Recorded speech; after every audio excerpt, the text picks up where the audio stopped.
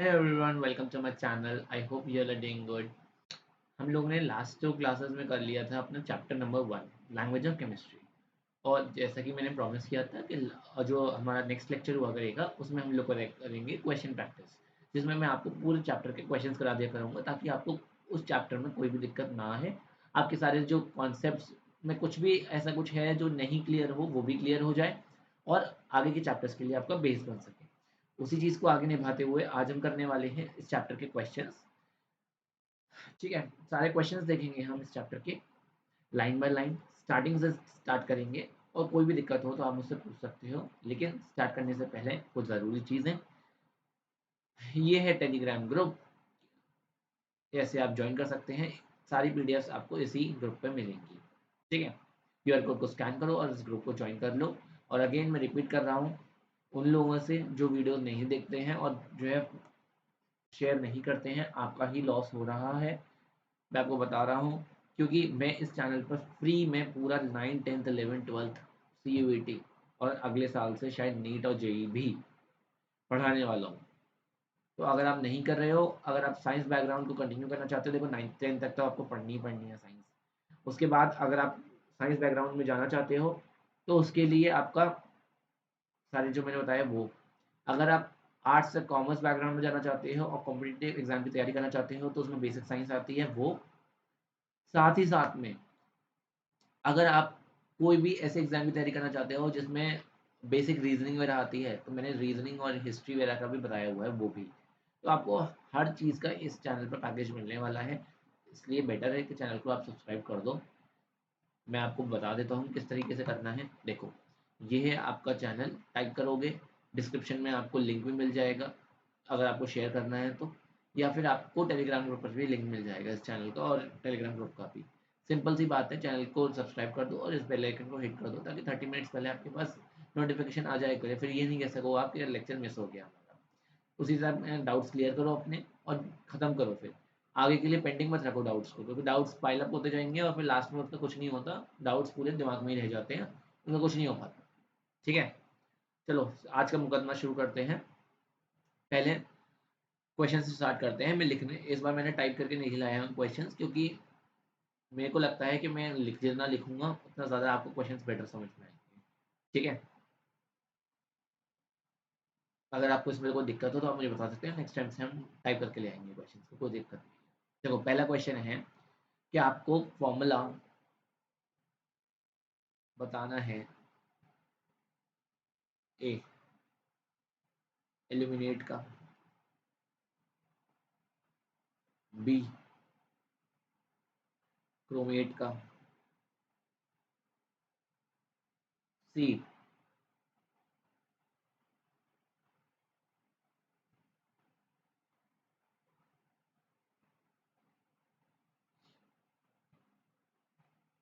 Ferric का। पहला question ये है, वीडियो को पॉज करो और क्वेश्चन को सॉल्व करो।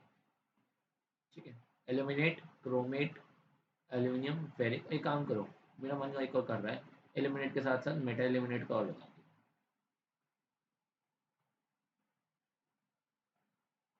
वीडियो को पॉज करो और क्वेश्चन को सॉल्व करो और मुझे बताओ जल्दी, वेट कर रहा हूँ। जल्दी जल्दी सॉल्व करो, जल्दी जल्दी बताओ मुझे।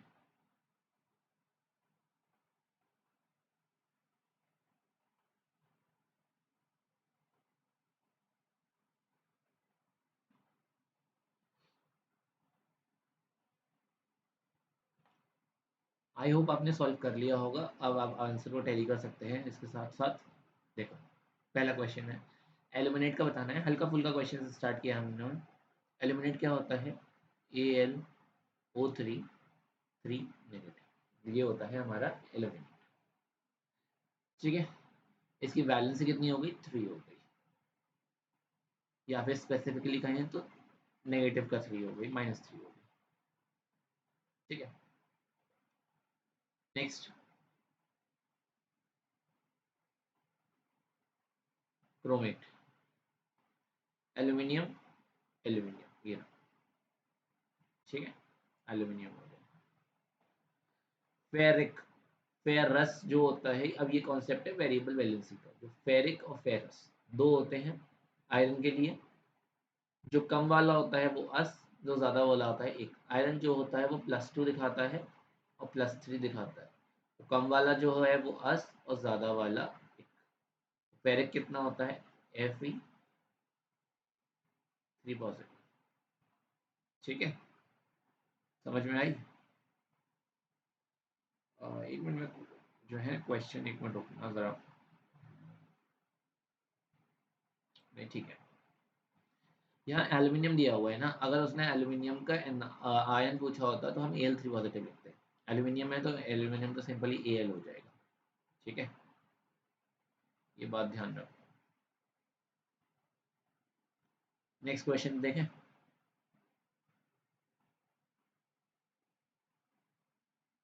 मेटाल्यूमिनेट क्या होता है? AlO2 सिंगल नेगेटिव, ये होता है मेटाल्यूमिनेट। ठीक है, AlO2 single negative,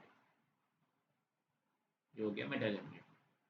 next question पर चलते हैं बिना टाइम वेस्ट करें। आई होप ये आपको क्लियर हो गया होगा। नेक्स्ट क्वेश्चन देखें, लिखता हूँ next question. Question number 2। Question number 2 कह रहा है कि अगर कोबाल्ट को CO लिखते हैं, ये होता है कोबाल्ट। अगर मैं कोबाल्ट की बात करूँ तो कोबाल्ट का सिंबल होता है दिस, CO स्मॉल ओ। अगर मैं कोबाल्ट को ये लिख दूँ, CO कैपिटल O, तो क्या दिक्कत है? ये भी O है, ये भी O है, कैपिटल और स्मॉल का कोई अंतर पड़ता है क्या? उसने कहा है कि कोबाल्ट इस तरह से लिखा गया है, अगर मैं कोबाल्ट को ये ऐसे लिख दूँ तो कोई दिक्कत है क्या? बताओ, कोई दिक्कत है क्या कोबाल्ट को मैं ऐसे लिख दूँ तो? जल्दी बताओ।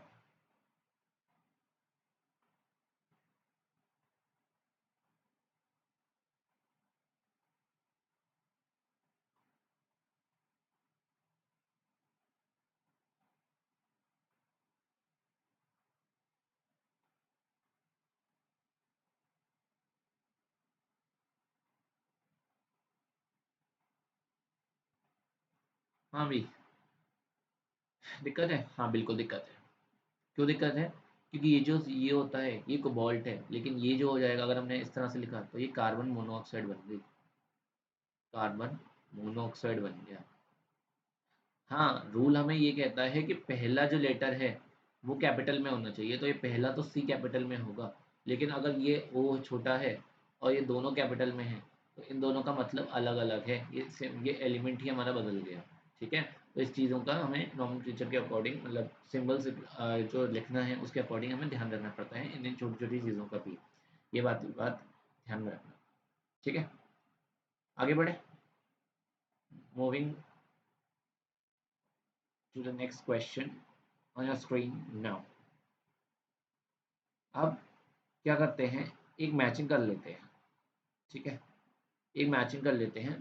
ये आपकी बुक में से ली गई है, ये मैंने क्वेश्चन अपने आप से नहीं बनाया, ये आपकी बुक में से मैचिंग ली गई है। इस मैचिंग को कर लेते हैं ज़रा। ठीक है, पहला चैप्टर मैंने सोचा थोड़ा हल्का ही रखेंगे, बाद में फिर आपको अच्छे जो हाई लेवल क्वेश्चन है ना वो बाद में कराएंगे। एक बार आपके फ्लो बन जाए ना, आपको मालूम पड़ा एक दो हाई लेवल क्वेश्चन करा दिए और आप डिमोरलाइज हो गए। ठीक है, 10th वाले और 12th वाले अच्छे से जानते हैं कि कितने हाई लेवल के क्वेश्चन हमारे चले जाते हैं। बच्चे बेचारे रोज आते हैं क्वेश्चंस करने, इतना हाई लेवल पहुंचा देता हूँ क्वेश्चन। अभी शुरुआत है। Phosphoric, nitrous, nitric, sulphurous, sulphuric, hydrochloric,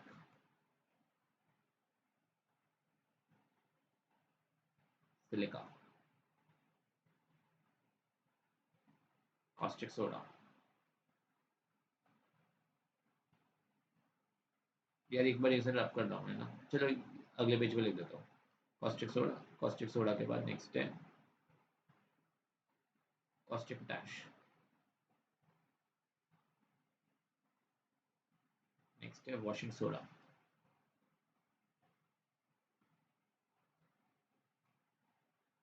calcium soda के बाद है baking soda,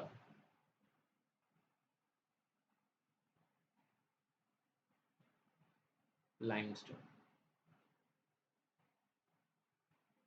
water,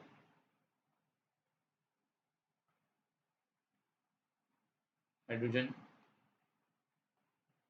sulphide, ammonia, phosphine, methane. अब मेरे दिमाग में पता है क्या आया, मेरे को लग रहा है मैचिंग कराने से अच्छा है मैं आपको ऐसे ही डायरेक्ट बता देता हूँ, मैचिंग करने की ज़रूरत ही नहीं है। अगर आपको ऐसे समझ में आ गया तो मैचिंग की ज़रूरत क्या है, मैचिंग नहीं करा रहा, ऐसे ही बता दो, ऐसे स्टार्ट कर लेते हैं, ऐसे ही करते हैं। ठीक है, चलो बताना शुरू करो। बोरिक एसिड, अगर बोरिक एसिड है तो इसके अंदर क्या होगा, बोरॉन होगा। बोरॉन का आप बस इतना याद रखो, H3BO3 इसे कहते हैं बोरिक एसिड। और ये जो होता है आई वॉशेस में यूज़ होता है, आई वॉश में। कंजक्टिवाइटिस का नाम तो सुना ही होगा, जो रेड आई डिजीज जिसे कहते हैं हम, कंजक्टिवाइटिस, है ना, लाल आंखें हो जाती है, फिर काले काले चश्मे लगे वो घूमते हो सन ग्लासेस पहन के। तो उस कंजक्टिवाइटिस में जो है आई वॉशेस जो आते हैं उसमें यूज़ होता है H3BO3 बोरिक एसिड। नेक्स्ट है फॉस्फोरिक एसिड। फॉस्फोरिक एसिड क्या होता है, H3PO4 होता है। ठीक है, फॉस्फोरिक एसिड। नाइट्रस एसिड क्या होता है, नाइट्रस एसिड हमारा होता है HNO2। आज से ये एक है, ये ज्यादा हो गया ऑब्वियसली, नाइट्रिक एसिड होता है HNO3। सल्फ्यूरस और एक अस क्या होता है H2SO3। सल्फ्यूरिक क्या होगा H2SO4। हाइड्रोक्लोरिक एसिड क्या होता है HCl। ये कैसा एसिड है, हाइड्रा एसिड है। सिलिका, सिलिका होती है सैंड, ये होती है SiO2, सैंड। जो आपकी चमल रेती होती है ना, जैसे घर बनाते हैं, वो है सैंड। और मैं आपको एक मजेदार बताता हूँ, इस सैंड से ही आपका ग्लास बनता है। कांच होता है, कांच ग्लास जो घर में लगते हैं, वो सैंड से ही बनते हैं। ठीक है, बहुतों को ये बात पता नहीं होगी कि सैंड से ही हमारा ग्लास बनता है। नेक्स्ट देखो कॉस्टिक सोडा। कॉस्टिक सोडा क्या होता है, ये होता है सोडियम हाइड्रोक्साइड NaOH। ठीक है, ये होता है कॉस्टिक सोडा, होता है NaOH। नेक्स्ट देखो कॉस्टिक पोटैश, ये होता है सोडियम के बाद पोटेशियम हाइड्रोक्साइड, पोटेशियम या potassium hydroxide KOH। Washing soda, washing soda क्या होता है, वॉशिंग सोडा होता है सोडियम कार्बोनेट Na2CO3। अब इसमें जो है ना कुछ वाटर क्रिस्टलाइजेशन के मॉलिक्यूल्स भी आ जाते हैं, वो यहाँ कंसिडर नहीं कर रहा हूँ मैं, वरना यहाँ पर वाटर क्रिस्टलाइजेशन के मॉलिक्यूल्स भी लगते हैं। ठीक है, baking soda, sodium hydrogen carbonate या sodium bicarbonate NaCO3। Limestone, limestone होता है चौक, है ना, calcium carbonate, calcium carbonate. Then water, पानी तो सबको पता ही है H2, बचपन से पढ़ रहे हो। हाइड्रोजन सल्फाइड H2S, सल्फाइड आइड है ना, आइड क्या होती है S2 नेगेटिव। इस गैस की कैसी स्मेल होती है, इस गैस की कैसी स्मेल होती है बताओ, इसकी होती है रोटन एक स्मेल, सड़े हुए अंडे जैसी स्मेल होती है इसकी। ठीक है, अमोनिया NH3, हमारा यूरिन होता है, उसमें यही गैस लिबरेट हो रही होती है हमारे यहाँ। यूरिया जो होता है NH2CO NH2। ठीक है, हमारे जो यूरिन में जो स्मेल आती है वो इसकी ही आती है। Phosphine PH3, this is phosphine. And methane, methane होती है CH4। इसे कहते हैं हम मार्श गैस। मार्श गैस क्यों कहते हैं इसे, मार्श गैस इसलिए कहते हैं क्योंकि ये मार्शी एरियाज में मिलती है, बहुत ही स्वैम्पी, बहुत ही डैम्प एरिया, दलदल टाइप में जो एरियाज होते हैं ना, उसमें मिलती है ये मीथेन। ठीक है, और मीथेन जो होती है एक हाइड्रोकार्बन है। अब हाइड्रोकार्बन के बारे में आपने पढ़ा है क्लास 8 में। हाइड्रोकार्बन क्या होते हैं, कंपाउंड जो कार्बन और हाइड्रोजन के हों, जो ऑर्गेनिक केमिस्ट्री की क्लासिफिकेशन में आते हैं। तो एक हाइड्रोकार्बन है, और एक कैसा हाइड्रोकार्बन है, ये एक एल्केन है, एल्केन है। ठीक है, क्या है ये, एल्केन। समझ में आई। अब आपका होमवर्क, होमवर्क सुनो। होमवर्क है, आपको पता लगाना है पीओपी, प्लास्टर ऑफ पेरिस के बारे में, उसका फॉर्मूला पता लगाना है। सेकंड आपको फॉर्मूला पता लगाना है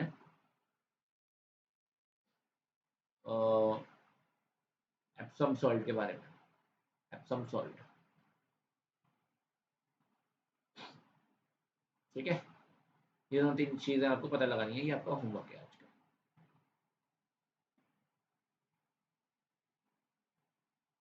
नेक्स्ट आगे मूव करते हैं नेक्स्ट क्वेश्चन की तरफ। 3 क्वेश्चन हो गए ना, चौथे क्वेश्चन की तरफ मूव करते हैं। लो भाई, चौथा क्वेश्चन सुनो।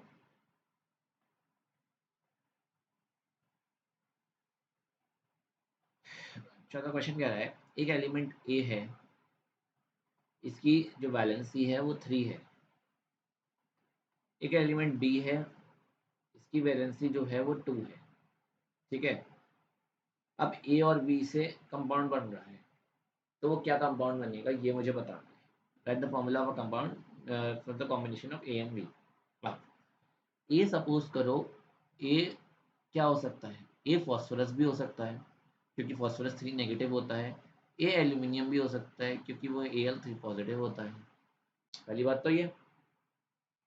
बी में 2 है, तो बी जो है वो हमारा कैल्शियम 2+ भी हो सकता है, बी Mg2+ भी हो सकता है। और बी नेगेटिव में बात करूँ तो O2 नेगेटिव भी हो सकता है। और बी, अगर आपके सिलेबस तक की बात करूँ तो बी क्या हो सकता है, O2 नेगेटिव हो सकता है। और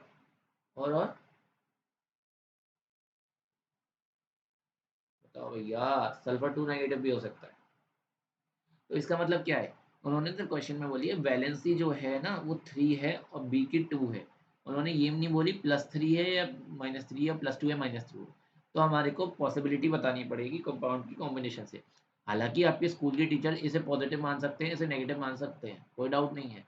लेकिन उसने यहाँ पे क्वेश्चन में वैलेंसी में जो उसका साइन है वो मेंशन नहीं किया है, और 3 वैलेंसी और 2 वैलेंसी एटाइन और एनाइन दोनों में हो सकती है, तो हमें दोनों कंसिडर करने पड़ेंगे। सपोज करो मैं पहले कंसिडर कर रहा हूँ ये 3 पॉजिटिव है और बी 2 नेगेटिव है, और यहाँ मैं कंसिडर करूँगा ए 3 नेगेटिव होगा और बी जो होगा वो 2 पॉजिटिव होगा। ठीक है, इस तरह से मैं कंसिडर कर लेता हूँ। तो क्या होगा फॉर्मूला, ए यहाँ बी यहाँ, क्रिस क्रॉस। ए के संग 3 है तो यहाँ बी के संग 3 आ जाएगा, बी के संग 2 है तो यहाँ A2 ये हो जाएगा A2B3। पहला तो फॉर्मूला ये रहा A2B3। सेकंड में क्या होगा, ये क्रिस क्रॉस करो, बी हो जाएगा, बी का 2 यहाँ आ जाएगा और ए का ये 3 यहाँ आ जाएगा, B3A2। अब कोई कहेगा कि बी पहले क्यों लिखा, क्योंकि बेटा कैटाइन पहले लिखते हैं एनाइन बाद में लिखते हैं। तो ये हो गया फॉर्मूला B3A2। ठीक है, अब चेक कर लें ज़रा ये फॉर्मूला हमने सही लिखे हैं या नहीं, ये पॉसिबिलिटी हो सकती है या नहीं, चेक कर लें। चेक करो, ए को सपोज करो, ए को मान लो आप एल्यूमिनियम यहाँ पे, और बी को मान लो ऑक्सीजन। तो Al2O3 होता है, कंपाउंड एग्जिस्ट करता है नेचर में, बिल्कुल 101% एग्जिस्ट करता है, मतलब ये फॉर्मूला करेक्ट है। यहाँ पे B2 पॉजिटिव है, A3 नेगेटिव है, क्या मानोगे, बताओ क्या मानोगे। इसमें बी पॉजिटिव है ना, तो बी को मान लेता हूँ मैं कैल्शियम, बी हो गया कैल्शियम 2 पॉजिटिव, और ए हो गया, क्या हो गया, A3 नेगेटिव है, फॉस्फोरस मान लेता हूँ, ये मान लेता हूँ। ठीक है, क्या होगा फॉर्मूला, फॉर्मूला हो जाएगा BCA3P2, ये फॉर्मूला हो जाएगा। या फिर अगर मैं ए को ये भी मान लेता, 3 नेगेटिव में क्या मान लेता मैं, ए को बताओ नाइट्रोजन मान लेता, N3 नेगेटिव, तो क्या जाता CA3N2, ये हो जाता या नहीं हो जाता बताओ, हो जाता। और मैं तुम्हें बता दूं, ये कैल्शियम नाइट्राइड ये नेचर में भी ये भी एग्जिस्ट करता है नेचर, तो ये भी फॉर्मूला हो सकता है और ये फॉर्मूला भी हो सकता है, तो ये भी पॉसिबिलिटी है और ये भी पॉसिबिलिटी है। ठीक है, एक मत करके आ जाना एग्जाम में। नेक्स्ट क्वेश्चन देखो, क्वेश्चन नंबर कौन सा था ये, 4 था ना। फिफ्थ क्वेश्चन देखो, फिफ्थ क्वेश्चन है,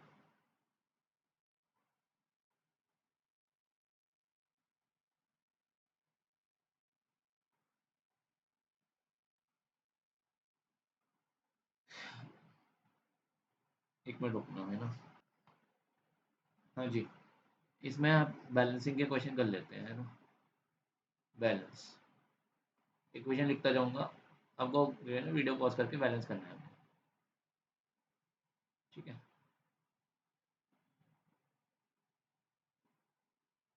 चलो पहला क्वेश्चन।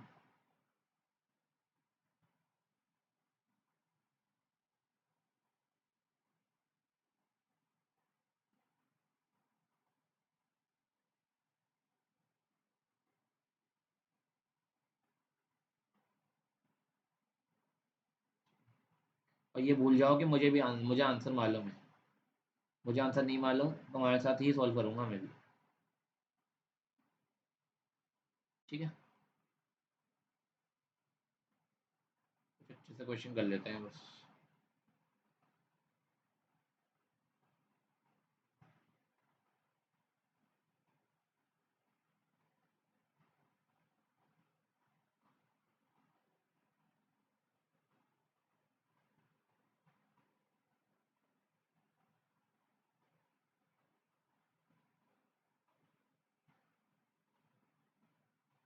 हो सकता है लास्ट वाले होमवर्क से या कुछ क्वेश्चन रिपीट कर रहे हो, कोई दिक्कत नहीं है, ये हम क्लास में करेंगे। अच्छा, लास्ट वाले होमवर्क में कोई दिक्कत है तो बता दो। लास्ट क्लास में होमवर्क दिया था ना, उसमें कोई दिक्कत है तो बता देना, है ना।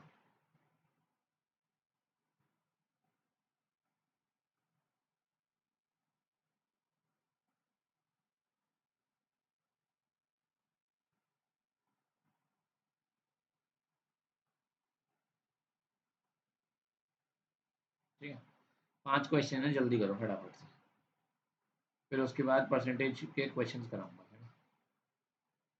परसेंटेज के क्वेश्चन कराऊंगा उसके बाद। काफ़ी क्वेश्चन रह गए हैं अभी, जल्दी जल्दी करो, हाथ चलाओ जल्दी।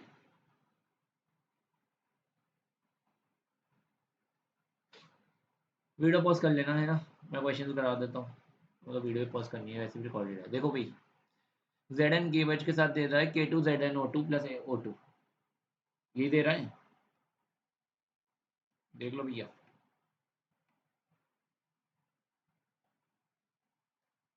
कैसे करेंगे इस क्वेश्चन को।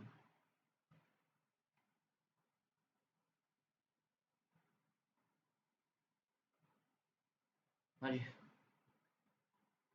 के two Z N O two plus H two, है ना। जेड एन है यहाँ पे और के ओ एच है, K two Z N O two, तो इसका मतलब है के संग तो टू आना ही आना है, के को तो मैं छेड़ नहीं सकता। तो सपोज करो मैं यहाँ पे टू लगा देता हूँ, पहले देखते हैं क्या होता है, अभी देखते हैं। के टू आ गया, के टू आ गया, ठीक है। जेड एन एक जेड एन एक जेड एन हो गया, ओ दो है, ओ दो है, एच दो है, एच दो है। अरे लो, इक्वेशन ही बैलेंस हो गई भाई। K two Z N O two plus H two, दो एच दो ओ दो ओ, दो के और एक जेड एन एक जेड एन, इक्वेशन बैलेंस्ड है, ठीक है। नेक्स्ट देखो, F E two O three plus C O गया F E plus C O two, ठीक है। अब इसमें क्या होगा, देखो two F E O three है, एफ ई टू है, तो पहले मैं टू लगा लेता हूँ, बाद में देखूंगा क्या होगा, ठीक है। अब देखो, तीन ओ ये रहे, एक ओ ये रहा, चार है, तो चार में मैं यहाँ पे दो लगा लिए, तो दो दो नहीं चार, चार हो गए यहाँ पे। अब यहाँ भी होगा चार, पर यहाँ तो कार्बन दो हो गए, तो यहाँ पे कार्बन क्या कहते हैं, दो दो कर लिए। और यहाँ तो तीनों दो पाँच हो गए, तो एक काम कर लेते हैं, बार बार जो है ना डिफिकल्टी हो रही है, तो इसे अभी रहने देते हैं ऐसे बैलेंस का, और कुछ तरीके से देखते हैं, ठीक है। अब क्या करें, बताओ क्या कर सकते हैं। अगर मैं यहाँ तीन लगा दूँ तो क्या हो जाएगा, तीन और तीन छः हो जाएंगे ऑक्सीजन, और यहाँ पे भी तीन लगा दूँ, सपोज करो यहाँ तीन लगा दिया और यहाँ भी तीन लगा दिया मैंने। अब देखो, आप सपोज करो आप कितने, देखो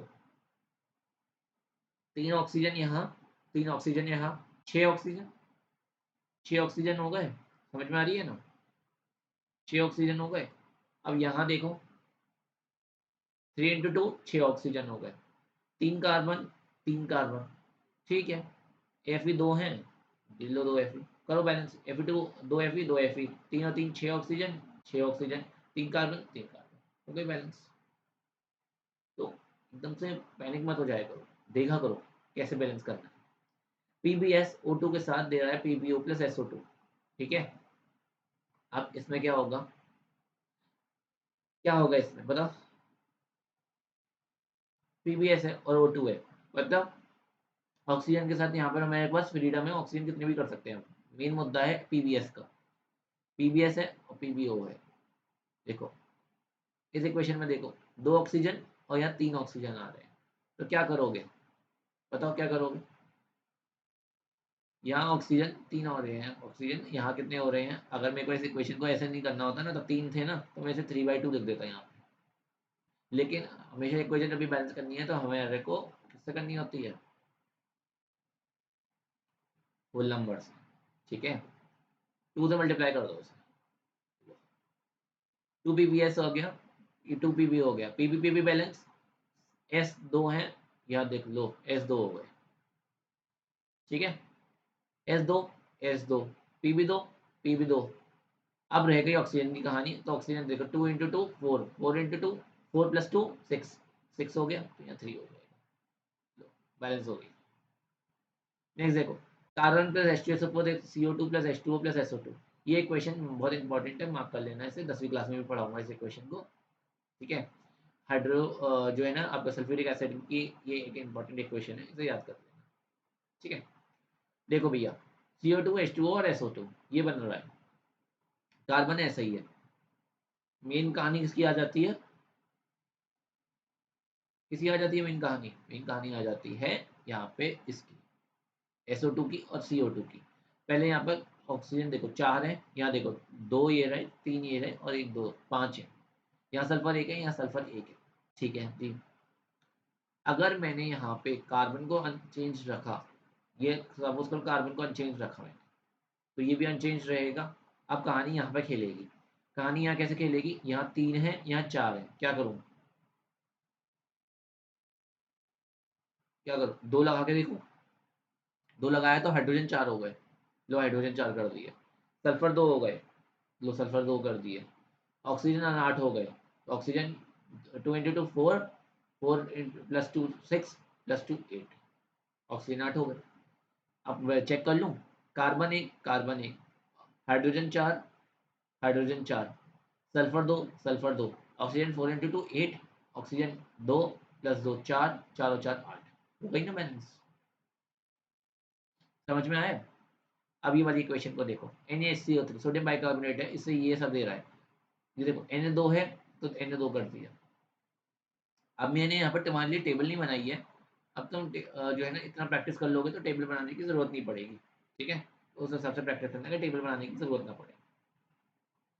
उसके बाद देखो, कार्बन दो हो गए, कार्बन एक ही है और एक यहाँ पे है, दो हो गए, कार्बन भी बैलेंस्ड है, Na भी बैलेंस्ड है। चलो यहाँ लिख देता हूँ, Na balanced, carbon balanced, hydrogen दो हो गए, हाइड्रोजन दो हो गए, ठीक है।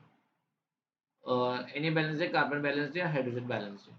अब बात करते हैं ऑक्सीजन की, 3 × 2 6, 6 का देखो, तीन ये रहा, चार और पाँच छः, छः हो गई ना, मतलब सारे बैलेंस्ड है, तो ये हो गई इक्वेशन बैलेंस। जो प्रैक्टिस कर लेगा उससे एकदम एक बार में ही हो जाएगी, जो नहीं करेगा वो एग्जाम में, अगर वो क्या कहते हैं पैनिक होगा, ये बात गारंटीड है। और अगर तुम्हारे को एग्जाम में पैनिक नहीं होना है और ऐसा नहीं चाहते हो कि आती हुई चीज़ भी गलत हो जाए, बिल्कुल याद नहीं आ रहा हो कैसे करना है, बहुत प्रैक्टिस करके गए हो तब भी नहीं आता हो, तो क्या करना है, सिर्फ एक ही चीज़ करनी है, वो है प्रैक्टिस, प्रैक्टिस और प्रैक्टिस। उसके अलावा कोई ऑल्टरनेटिव नहीं है, ये आपकी पांचों की पांचों इक्वेशन बैलेंस हो चुकी है, ठीक है। नेक्स्ट क्वेश्चन की तरफ मूव कर लेते हैं, काफ़ी टाइम लगा लिया हमने इस क्वेश्चन में, मैंने आपको बहुत धीरे धीरे समझाया है, आशा करता हूँ आपको चीज़ें समझ में आ गई है ना। नेक्स्ट क्वेश्चन देखो, सिक्स नंबर का क्वेश्चन है, सिक्स नंबर का क्वेश्चन देखो आप। क्वेश्चन कह रहा है आपसे कुछ कहानी, क्वेश्चन की कहानी उसकी जुबान में सुनो।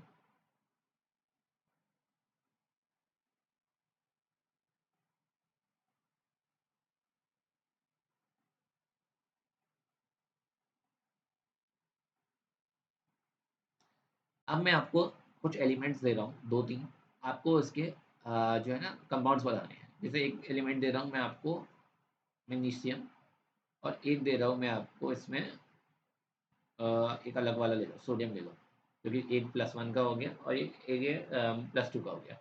आपको पहले इसके लिखने हैं क्लोराइड, फिर लिखना है आपको इसका नाइट्रेट, फिर बताना है आपको इसका सल्फेट, फिर आपको बताना है इसका कार्बोनेट, फिर बताना है आपको इसका हाइड्रोक्साइड और फिर बताना है आपको इसका फॉस्फेट। देखो मैग्नीशियम है, मैग्नीशियम का क्लोराइड कितना हो जाएगा MgCl2, मैग्नीशियम का नाइट्रेट क्या हो जाएगा MgNO3 होल ट्वाइस, सल्फेट क्या हो जाएगा MgSO4, कार्बोनेट क्या हो जाएगा MgCO3, हाइड्रोक्साइड क्या हो जाएगा MgOH होल ट्वाइस, फॉस्फेट क्या हो जाएगा Mg3PO4 होल ट्वाइस। क्यों? Chlorine -1, NO3 -1, SO4 2 negative, CO3 2 negative, OH single negative और PO4 3 नेगेटिव। समझ में आ गई? सोडियम के संग देखो NaCl, नाइट्रेट क्या हो जाएगा NaNO3, सल्फेट क्या हो जाएगा Na2SO4, कार्बोनेट क्या हो जाएगा NO2CO3, हाइड्रोक्साइड क्या हो जाएगा NaOH और फॉस्फेट क्या हो जाएगा Na3PO4। ठीक है, Na3PO4। ये हो गया इसका सब कुछ। आगे बढ़े 7th क्वेश्चन।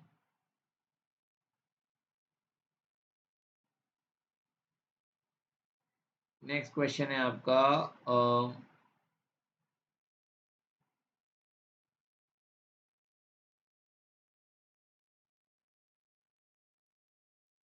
एक क्वेश्चन ये वाला कर लेते हैं जरा।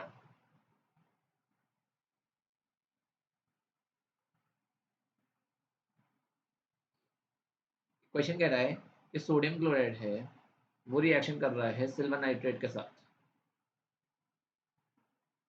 इससे वह प्रोड्यूस कर रहा है सिल्वर क्लोराइड और सोडियम नाइट्रेट।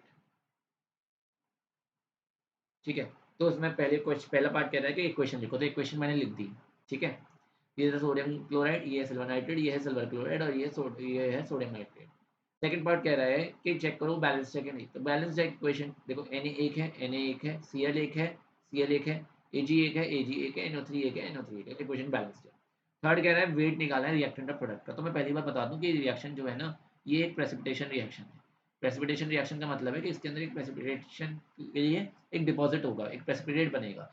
वो प्रेसिपिटेट सिल्वर क्लोराइड का होता है, जो कि इस रिएक्शन के अंदर जो बनता है वो कर्डी वाइट प्रेसिपिटेट बनता है। कर्डी वाइट मतलब एक दही देखा है ना, बिल्कुल दही जैसा प्रेसिपिटेट बनता है बिल्कुल रिएक्शन के अंदर। ठीक है, सबसे पहली बात तो ये है कि ये एक कैसी रिएक्शन है, ये एक प्रेसिपिटेशन रिएक्शन है। ठीक है, उसके बाद बात आती है कि रिएक्टेंट का बेस। अब बात करते हैं law of conservation of matter या mass. Law of conservation of matter या मास की बात करें तो वो क्या कहता है, क्या कहता है ये लॉ कि रिएक्टेंट्स का जो वेट होगा वो प्रोडक्ट्स के वेट के बराबर होगा। ठीक है, यही कहता है। तो अब इसका निकालो, सोडियम को 23 ले लेना, क्लोरीन को ले लेना 35.5, Ag को ले लेना 108, नाइट्रोजन को लेना 14 और ऑक्सीजन को लेना 16। निकालो, देखो कि LHS और RHS बराबर हैं या नहीं। देखो जल्दी देखो, तब तक मैं तुम्हारे लिए दूसरा क्वेश्चन ढूंढूंगा। हो सकता है एग्जाम में जो मैंने बोला है वो दिया ना हो और दे भी सकते हैं, वो तुम्हारे टीचर पर डिपेंड करता है। ठीक है ना, वैसे तो दिया ही होगा क्योंकि आपको सिल्वर वगैरह का याद नहीं रहेगा। हमें तो याद है क्योंकि हम इतने टाइम से देख रहे हैं इन चीज़ों को। ठीक है,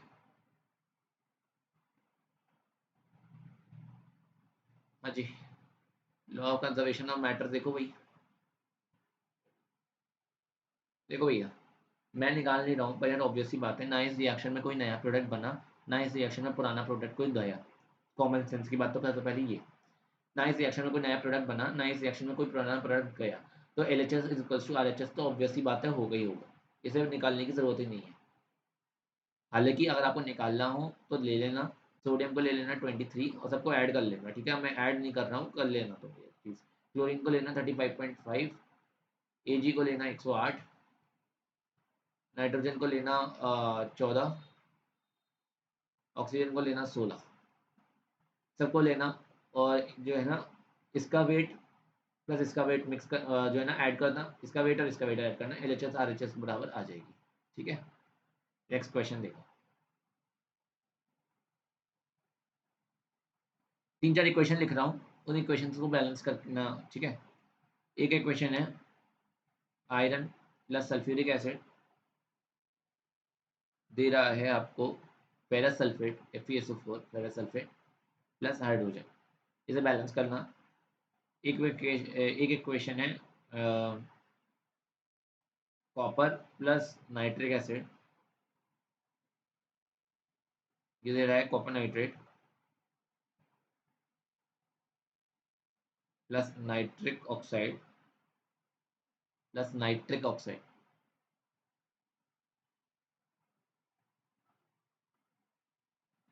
हाँ जी, nitric oxide plus water. Nitric oxide क्या होता है, कभी कभी ना बीच में नेटवर्क का कोई इश्यू हो जाता है, तो हो सकता है वीडियो पॉज हो जाए करे। नाइट्रिक ऑक्साइड, मेरे पीछे तो दिख नहीं रहा ना वाटर, तो कोई मिनट, मैं यहाँ लिख देता हूँ ना, वही चेक कर रहा था। Nitric oxide is NO plus water. ठीक है, और इक्वेशन लिखो, एक इक्वेशन लिखो बेरियम क्लोराइड, थोड़ी प्रैक्टिकल केमिस्ट्री भी पढ़ा दूंगा इसके अंदर ही है ना, प्लस H2SO4, ये देगा बेरियम सल्फेट प्लस HCl। ठीक है, ये इक्वेशन हो गई। और इक्वेशन लिखो एल्यूमिनियम कार्बाइड। एल्यूमिनियम कार्बाइड क्या होगा, एल्यूमिनियम कार्बाइड क्या होगा, जल्दी बताओ। Al4C3 aluminium carbide. कार्बाइड क्या होता है, क्या होता है कार्बाइड, जल्दी बताओ। कैल्शियम कार्बाइड क्या होता है, CaC2। कैसे बना था कैल्शियम कार्बाइड, Ca2 पॉजिटिव बना होगा और C क्या क्या कहता है 4 नेगेटिव बना होगा, क्रिस क्रॉस हुआ होगा तो CA4C2 बना होगा, ऐसे बना होगा, बताना जरा। चलो कैल्शियम कार्बाइड पर अभी आते हैं, कैल्शियम कार्बाइड। ठीक है, लिख देता हूँ मैं, सॉरी कैल्शियम कार्बाइड नहीं, यहाँ है आपका एल्यूमिनियम कार्बाइड। एल्यूमिनियम कार्बाइड लिख देता हूँ, चलो इस पर आएंगे अभी, डिस्कस करेंगे इसे। वाटर, ये देगा एल्यूमिनियम हाइड्रोक्साइड प्लस मीथेन। ठीक है, बताओ, ये 4 इक्वेशन है, जल्दी जल्दी बता दो इन्हें। ओके, देखो इनके सॉल्यूशन कर लेते हैं, आई होप आप लोगों ने कर लिए होंगे वीडियो पॉज करके। देखो भैया, FeH2SO4 के साथ FeSO4 H2 है, देखो Fe ये रहा S एक है, F एक है, O4 ये रहा O4 ये रहा H2 ये रहा H2 ये रहा, दो H एक S चारों और एक ये इक्वेशन ऑलरेडी बैलेंस है, इसमें कुछ नहीं करना। ये वाली इक्वेशन देखो, क्या करें इसमें, N2 है और O6 है, 7 8 8 है, तो 3 है, एक काम करते हैं इसमें 8 है, तो इसे 4 कर देते, कैसे देखते हैं अभी। ठीक है, 4 करके देखो, तो 4 करे तो ये 12 हो गए, 12 के लिए ये देखो 6 ये रहे, 6 ये रहे और 7 8 8 6 ये रहे, और सपोज करो 4 ये रहा ना, 4 एनो करो, 6 4 10 और 2 12। ठीक है, इस तरह से 12 कर लिया आपने। 4 2 3 12, 4 ये रहे, एक मिनट रुकना है ना, आगे का देखो इसके BaCl2। अब ये जो इक्वेशन, ये जो इक्वेशन है ना, ये बहुत ही इंपॉर्टेंट केमिकल टेस्ट है सल्फेट्स के लिए। इसमें बेरियम सल्फेट का एक प्रेसिपिटेट बन जाता है वाइट कलर का इनसॉल्युबल, वाइट इनसॉल्युबल प्रेसिपिटेट बन जाता है इसके अंदर। और ये जो प्रेसिपिटेट बनता है, ये एक हमारे को कंफर्मेशन देता है कि जो हमारा प्रेजेंट एनायन है अपने कंपाउंड के अंदर, वो सल्फेट है। तो BaCl2 H2SO4 के संग BaSO4 प्लस HCl, कुछ नहीं करेंगे, 2 यहाँ लगा दो और यहाँ पे 2 जो है देखो, Ba रहा, SO4 ये रहा, 2 H है 2 Cl है, तो 2 HCl हो गया। एल्यूमिनियम कार्बाइड क्या होगा, Al4C3 ठीक है, एल्यूमिनियम कार्बाइड हो गया, H2O के संग मिल गया, एल्यूमिनियम कार्बाइड H2O के संग मिल गया एल्यूमिनियम हाइड्रोक्साइड देख रहा है, देखो इसके अंदर 4 लगा दिया, एल्यूमिनियम बैलेंस हो गया, कार्बन 3 है, तो देखना जरा कार्बन, ये लो 3 कार्बन हो गए। अब करना बैलेंस, 4 एल्यूमिनियम और 3 कार्बन, 4 एल्यूमिनियम 3 कार्बन, हाइड्रोजन कितने हो गए, 3 और 4, 3 चौके 12, 12 और 12 24, 24 हो गए, ये लो 12 लगा दिया, 12 दूनी 24, 24 हाइड्रोजन हो गए। अब देखो 4 इंटू 3 12 ऑक्सीजन दे रहे हैं, तो 12 ऑक्सीजन दे रहे हैं, बैलेंस हो गई ना equation. Al4C3 plus 12H2O gives 4AlOH whole thrice plus 3CH4, aluminium 4 aluminium 4, carbon 3 carbon 3, 24 hydrogen 24 hydrogen, ठीक है, और 12 ऑक्सीजन 12 ऑक्सीजन, बैलेंस है इक्वेशन। आगे मूव ऑन करते हैं नेक्स्ट क्वेश्चन की तरफ जल्दी से, बिना किसी समय को बर्बाद करेंगे, ठीक है। आई होप आपको चीज़ें समझ में आ रही होंगी और एप्लीकेशन समझ में आ रही होगी, किस तरह से हमें क्वेश्चन को अप्रोच करना है और किस तरह से हमारी को चीज़ों को एग्जीक्यूट करना है। अगर आप इस तरीके से करते हो तो आपको एग्जाम में भी कोई डिफिकल्टी फेस करनी नहीं पड़ेगी, वरना एग्जाम में निकल जाएंगे तुम्हारे प्राण, ठीक है। आगे देखो, मॉलिक्यूलर मास निकालना है आपको अमोनियम कार्बोनेट का। पहली बात तो अमोनियम कार्बोनेट क्या होता है, ये होता है। मॉलिक्यूलर मास निकालने के लिए मैं बता देता हूँ तुम्हारे को, नाइट्रोजन को लेना 14, हाइड्रोजन को लेना 1, कार्बन को लेना 12 और ऑक्सीजन को लेना 16, ठीक है। तो किस तरह से होगा, 14 प्लस 4 ये इसका ट्वाइस, प्लस कार्बन का 12 प्लस इसका ऑक्सीजन का 16 थी 48, कितना आ जाएगा, 4 14 4 18, 18 दूनी 36, 36 और 12 48, 48 प्लस 48 कितना हो जाएगा आंसर, 96 यू, ठीक है। उसके बाद बात आती है आपके कुछ एमसीक्यूज हैं, उनके आंसर्स और दे दो। जैसे कि अगर मैं तुमसे पूछूं कि वाटर के अंदर हाइड्रोजन टू ऑक्सीजन का मास रेशियो क्या होता है, वाटर के अंदर हाइड्रोजन टू ऑक्सीजन का मास रेशियो क्या होता है, H2O है, कितना होता है 2:16, तो ये कितना हो गया, कितना रेशियो होता है मास का, 1:8 का, ठीक है। उसके बाद अगर मैं तुमसे पूछूं कि तुम्हारा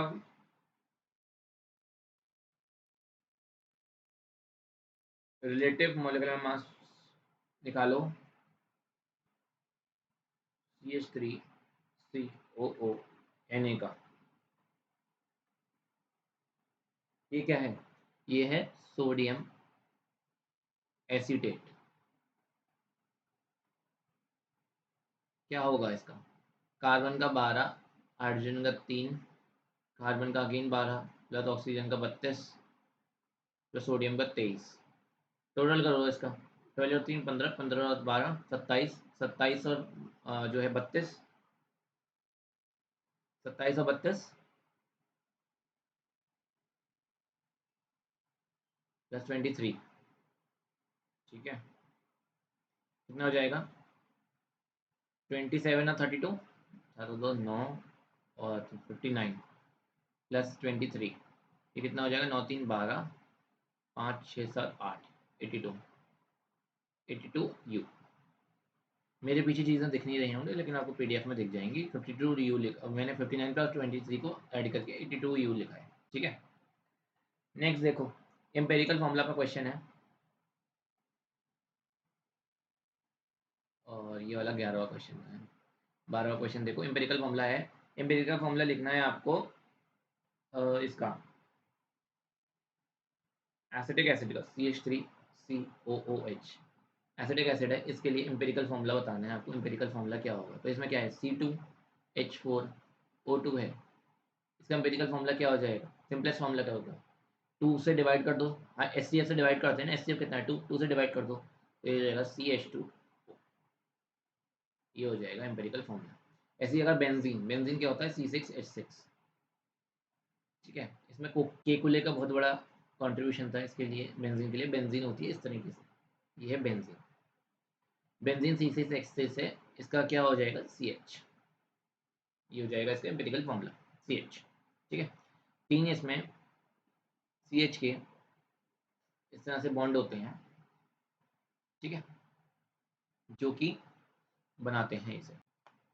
इसकी अगर रिएक्शन करी जाए तो इससे बनती है हमारी बेंजीन C6H6। और इसके अंदर क्या होता है, इसके अंदर ये जो ट्रिपल बॉन्ड्स होते हैं ये रिड्यूस होकर डबल बॉन्ड्स बन जाते हैं, उस तरीके से डबल बॉन्ड्स में आते हैं। ठीक है, अब एक दो क्वेश्चन परसेंटेज कॉम्पोजिशन कर लेते हैं और फिर करेंगे चैप्टर को वाइंड। देखो परसेंटेज कॉम्पोजिशन का निकालो, कैल्शियम फॉस्फेट के अंदर CA3PO4 होल ट्वाइस। इसके अंदर आपको निकालनी है फॉस्फोरस की, फॉस्फोरस की निकालनी है इसके अंदर। आपको बताओ फॉस्फोरस की क्या होगी।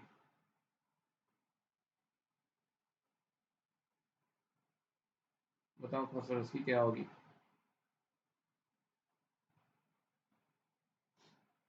कैल्शियम 40 होता है, 40 × 3 प्लस 2 टाइम्स ऑफ PO4 कितना होता है, P32 होता है, और ऑक्सीजन 16, 16 × 4 64। कितना हो जाएगा टोटल 120 प्लस 2 टाइम्स ऑफ 64 74 84 94 96। कितना हो जाएगा 120 प्लस 192, ये कितना हो जाएगा 312 U। ठीक है, अब इसमें निकालना है फॉस्फोरस। तो फॉस्फोरस कितना होता है 32, और इसमें है कितने, 2 हैं, 2 × 32 अपॉन टोटल कितना है 312 × 100। ठीक है, करो 8 × 4 32, 8 3 आर 24, 7 7 बचा 8 9 72। ये कितना हो गया 800/39। कैलकुलेट करके बताना 800/39 कितना होता है। 15 का देखना, या तो कुछ गड़बड़ करी होगी मैंने, या तो इसे कैलकुलेट करके बता दो। 800/39 ये आ रहा है 20.5% के अराउंड। ठीक है, 20.5% के अराउंड आ रहा है। अगर मैंने कुछ गलती करी है तो मुझे बता सकते हो, वैसे मुझे लग तो नहीं रहा मैंने कोई गलती करी है। फॉस्फोरस 30 आपका 2 हो गया, और आपका नहीं सॉरी, अरे हाँ गलती करी ना, पकड़ी गई गलती है, मैं वही कहूँगा कुछ गलती लग रही है मुझे। 31 होता है फॉस्फोरस, 32 थोड़ी होता है, 31 होता है फॉस्फोरस। 95 हो जाएगा ये, और ये 90 95 हो जाएगा। 95 का 2 से करेंगे तो ये कितना हो जाएगा, कितना हो जाएगा 190 हो जाएगा। 190 हो जाएगा नीचे, 190 और 120 कितने हो जाएंगे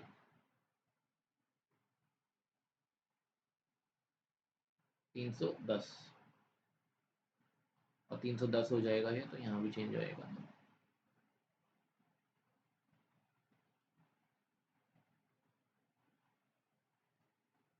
310 मैं वही कहूँगी कुछ गलती आ रही है।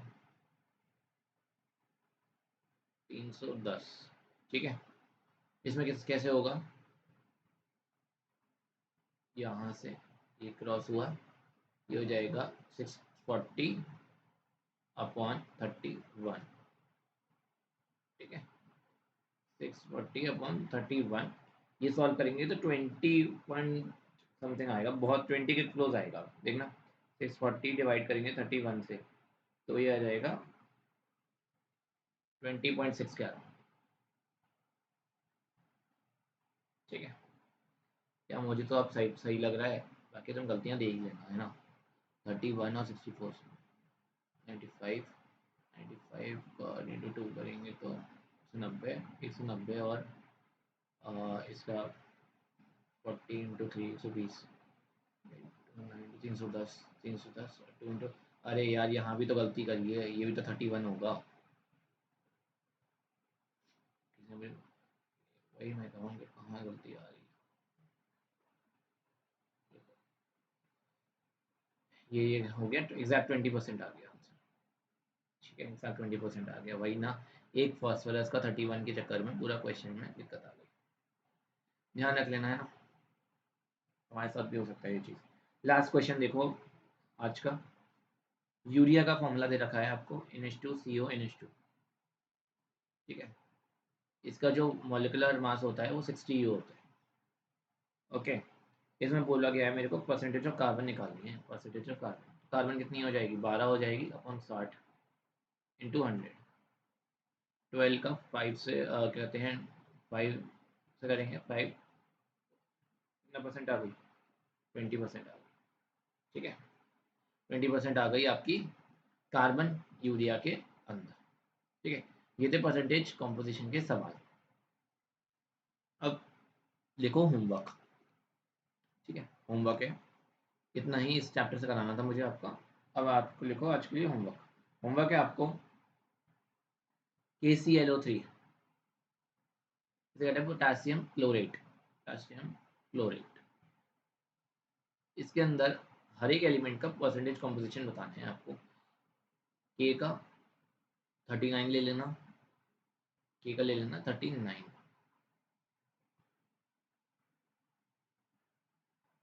Cl का कितना लोगे 35.5 ले लेना, और O का ले लेना 16। सॉल्व कर लेना और जो आंसर है मुझे बता देना, है ना। कमेंट सेक्शन में बता देना, या फिर आप टेलीग्राम ग्रुप पर भी बता सकते हो। ये आज का आपके लिए होमवर्क है। उसके बाद एक होमवर्क मैंने आपको पिछली क्लास में दिया ही था, इक्वेशन वाला, और एक होमवर्क दिया था वो प्रैक्टिस करने का, वो कर लेना। और 3 सवाल जो मैंने पिछली वाली जो है पेज पर दिए थे वो कर लेना, और ये वाला क्वेश्चन कर लेना। इससे आपका चैप्टर का दी एंड हो गया है। अगली क्लास में जब हम मिलेंगे ना, तो अगली क्लास में हम लोग स्टार्ट करेंगे नया चैप्टर। और नए चैप्टर की हेडिंग में बता देता हूँ, नए चैप्टर की हेडिंग है atomic structure and chemical bonding. Atomic structure and chemical bonding, ठीक है। ये आपका नेक्स्ट चैप्टर,